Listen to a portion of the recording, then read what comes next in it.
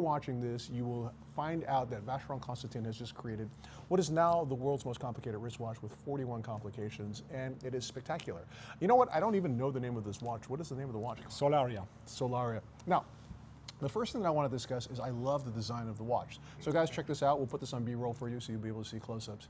And I love it because even though it's the world's most complicated watch, it feels really fresh, dynamic, modern. You know, there's a lot of times when people make these ultra-complicated watches, there's a perception that it has to be Baroque or old-fashioned, or it's got to like kind of belong in a museum. You know what I'm saying? Yeah, very much. So thank you for the compliment. So yes, I think it's an important point. So when we designed the timepiece, we thought about giving, having the maximum readability of the functions, because obviously we have many functions on the watch faces, and so I think we made a good job with a lot of contrast between different zones. In addition, so I have to mention the case. So the case design is very super modern, right? Almost a kind of brutalist, or let's say industrial. Absolutely. In fact, this is. We decided to do it like that because obviously we have a lot of interactions between the movement and the case. Yeah. And we have 8 correctors and we have pushers, etc., etc. So, and I think that this design, which is in a way, which is quiet when you look at it from the dial side. So I think it's really makes the dial shine really, and we have a perfect readability. So I love very much that design too. Me too. And you know what I also love about it? It's a very modern timepiece. Yeah, but because it's so modern, it's also incredibly easy to read. Yep. And you've done everything so intuitively as well. So we're not going to list out the entire 41 complications, but we're going to go through some things that I really love, okay? So the first thing is the idea of, so normally when you have a lot of complications that you, like an equation of time, for example, or a sunrise or sunset indicator, these things are created through a cam that's inside of the movement, and there's a feeler at the edge of the cam that's basically reading the information and providing to you. Usually these are linked to a perpetual calendar because it needs to follow the course of the 365 days of the year, right?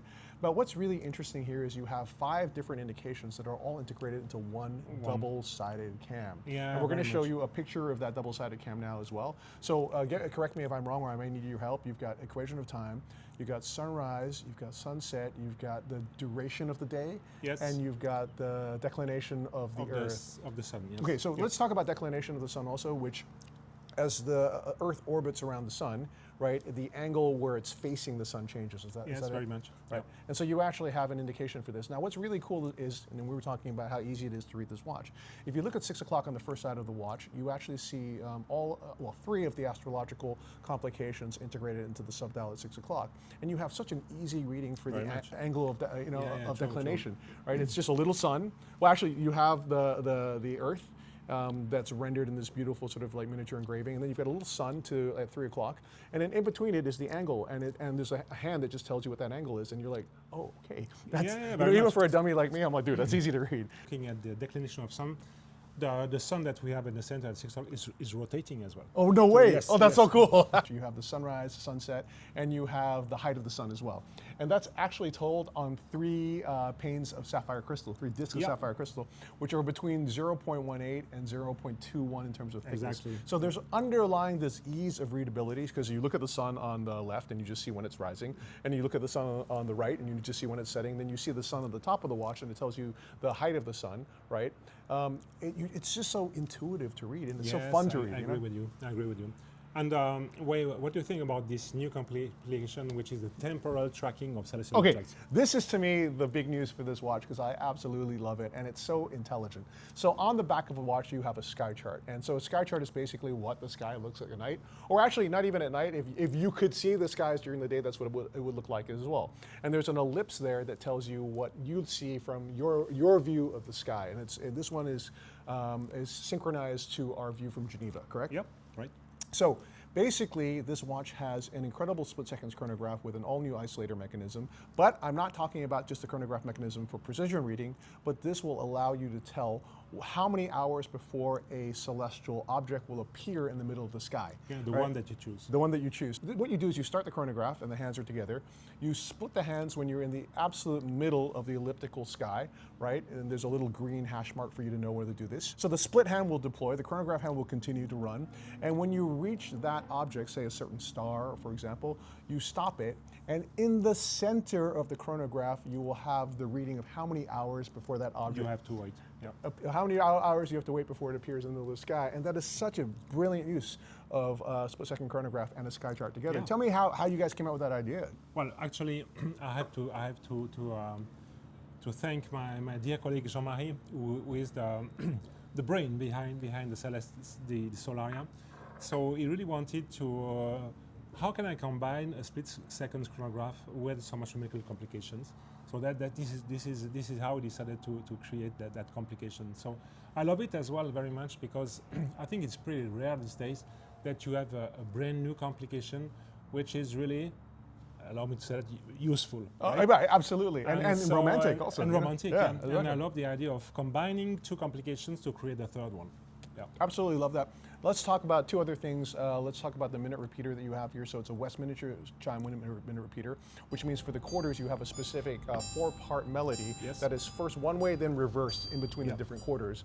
And you have a very innovative approach to this minute repeater in that you're using rectangular gongs, 4 gongs in total, 2 on one side and 2 on the other side to save space. Yep. And then you've got 4 hammers, 3 of which are a combination of steel and gold to increase the inertia.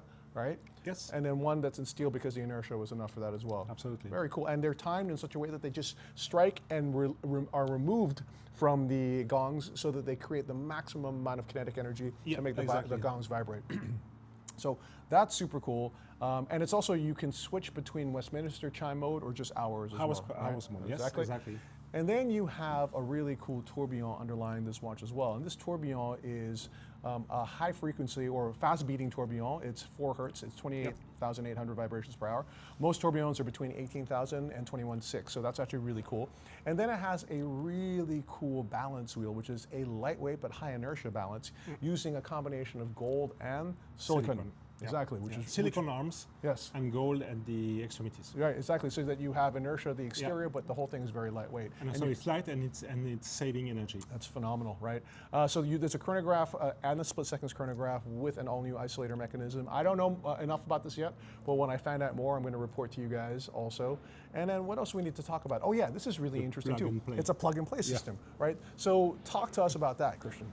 Yeah, so so as we have a movement which is integrated, namely we have the minute repeater, the chronograph, and the tourbillon, and the measure of time which is integrated in movement. We have one additional plate which is on the dial side, which is bearing most of the astronomical complications together with the perpetual calendar. So when we will have to service the timepiece in a normal, in a regular system. You have to unplug everything, the hands, then the dial, and we have a lot of hands on the watch face. Yeah. And you have to remove the dial, and then you have to remove the perpetual calendar mechanism to reach, let's say, the movement itself. Let's say the timing complications, for example. And here we have a plug-and-play system which is patented, and we have all the perpetual calendar and the astronomical functions which are on an additional mechanism, which is connected through a tiny connector. That's so cool. On the surface of the movement, and when you have to do service, you simply remove the whole additional mechanism. You leave the hands and you leave the dial, everything in place, and you can service the movement inside. And once it's done, you simply replug the system on it. So it's a great saving time. Super clever. Super clever. So the base level is the time telling function. So you have the tourbillon, the chronograph, or excuse me, split seconds chronograph, and the power reserve, if I'm not mistaken. And then this is all connected through one small connecting device that then powers all of the astrological and astronomical complications.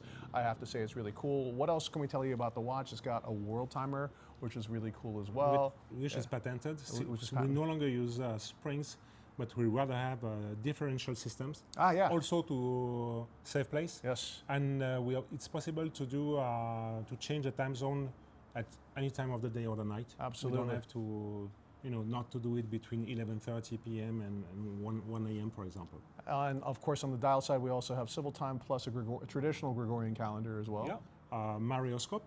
Marioscope. So indication of high tides and low tides, but in addition, spring tides and nip tides. Oh, it's a spring tide and a nip tide.